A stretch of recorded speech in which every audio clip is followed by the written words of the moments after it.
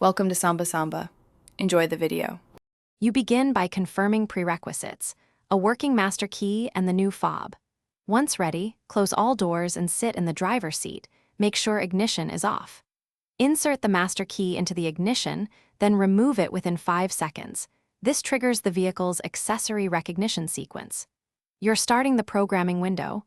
Once done, you will perform a precise series of key cycles to put the BCM into programming mode, so keep the fob within reach and stay focused.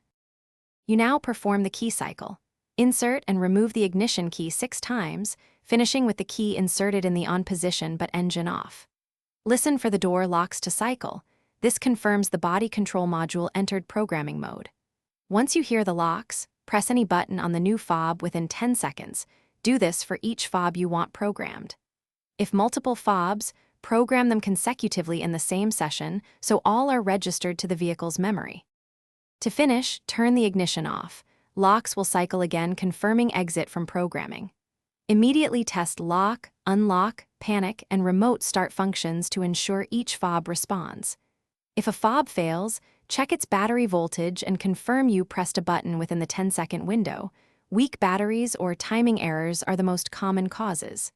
If problems persist, repeat the full sequence carefully, or use a dealer scan tool to view BCM errors. Thanks for watching. Consider subscribing if we helped you.